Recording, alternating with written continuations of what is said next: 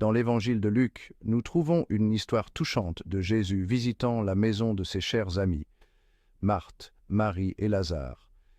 Cette maison à Béthanie était un endroit où Jésus trouvait du réconfort, un refuge contre les exigences de son ministère. C'était un lieu où l'amour résidait et où la foi fleurissait. Nous pouvons presque ressentir la chaleur de leur amitié et la paix que Jésus trouvait en leur compagnie. Marthe, toujours l'hôtesse diligente, s'activait, désireuse de servir son invité bien-aimé. Son cœur débordait d'amour pour Jésus et elle voulait l'exprimer par des actes de service. Elle s'est occupée à préparer un festin, son esprit occupé par les innombrables tâches de l'hospitalité. Pendant ce temps, Marie, sa sœur, était assise aux pieds de Jésus, captivée par chacune de ses paroles. Les sœurs, bien que liées par l'amour pour Jésus, ont répondu à sa présence de manière distincte. Marthe, pratique et travailleuse, s'est concentrée sur les expressions extérieures de l'hospitalité.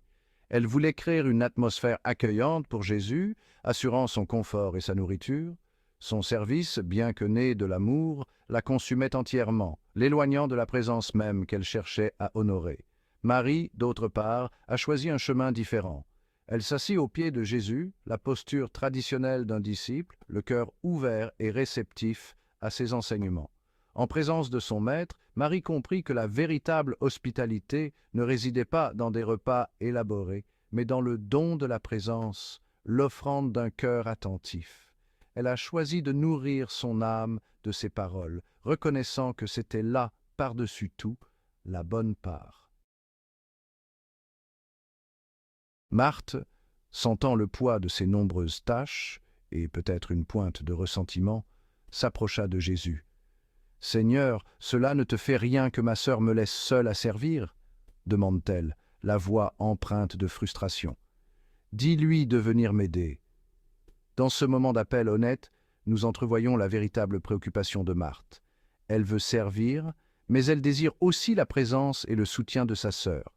Jésus, avec sa compassion caractéristique, répond doucement « Marthe, Marthe, dit-il, la voix pleine de compréhension, tu te donnes beaucoup de peine et tu t'agites pour beaucoup de choses, mais il en faut peu.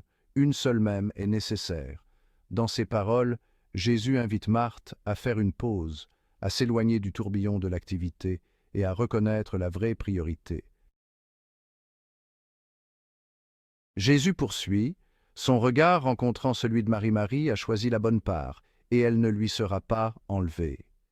Ici, Jésus loue le choix de Marie, non pas parce que le travail n'est pas important, mais parce qu'elle a reconnu la plus grande valeur de s'asseoir à ses pieds. En choisissant d'écouter Jésus, Marie a embrassé la seule chose nécessaire, la nourriture de son âme par sa présence et ses enseignements. Cette seule chose nécessaire est le fondement sur lequel tout le reste repose. C'est la source de la paix, la source de la vraie joie et la lumière qui guide notre voyage. Sans elle, nos efforts, aussi bien intentionnés soient-ils, risquent de devenir des rituels vides, dépourvus de sens véritable. Dans le monde trépidant d'aujourd'hui, nous nous retrouvons souvent à refléter l'agitation de Marthe.